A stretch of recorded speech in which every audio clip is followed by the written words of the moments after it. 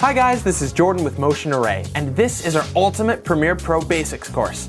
We're going to go through the editing process from start to finish so that you can use Premiere as effectively as possible.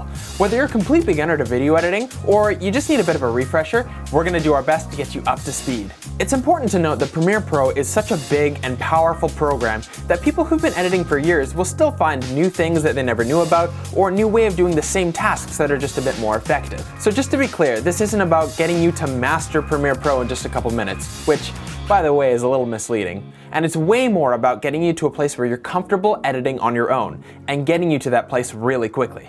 And we've broken up this course into 7 different videos, so that if you need a retouch on just a particular topic, you don't have to wade through all of the other information. So, let's get going with video number 1, interface and layouts. The first thing we're going to do is open up Premiere Pro on your computer. For your benefit, it's a good idea to make sure that your version is up to date, as a few major changes and additions have occurred in 2017. But if you do have an old version, 99% of this will still be the same.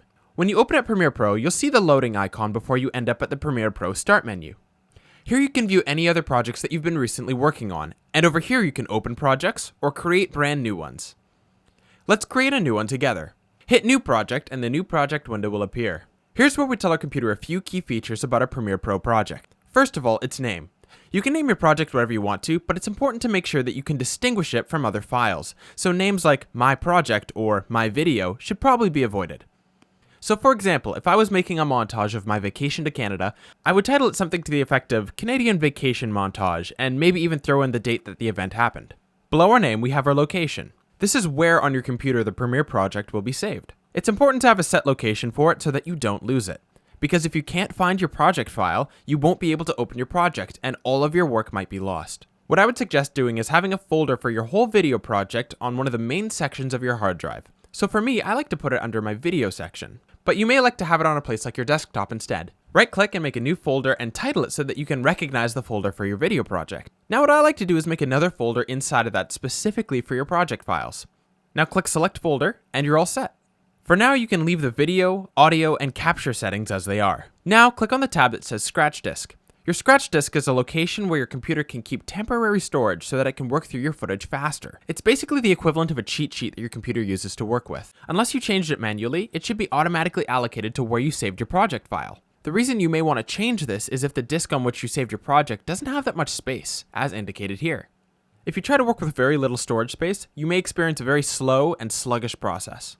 If you'd like to change it manually, you can do it in the same way that you changed your project file location.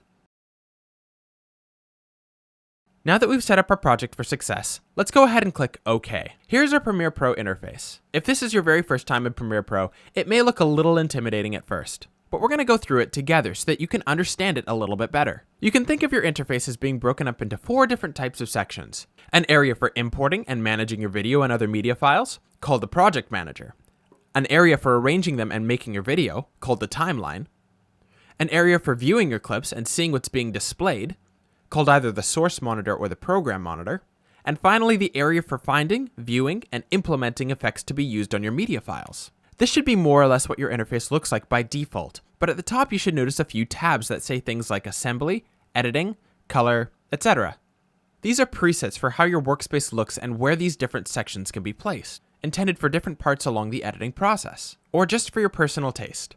By selecting a different preset, you can see that we now change the way our workspace looks. You can also take each of these individual tabs and move them around by clicking and dragging to any other point that you want. And where it's highlighted will be where it's located once you let go of the mouse button. Feel free to move things around to get a feel for how this function works. Don't be afraid to mess things up, because if you end up making things look strange and you don't like what you've done, you can go to Window, Workspaces, and Reset to Saved Layout.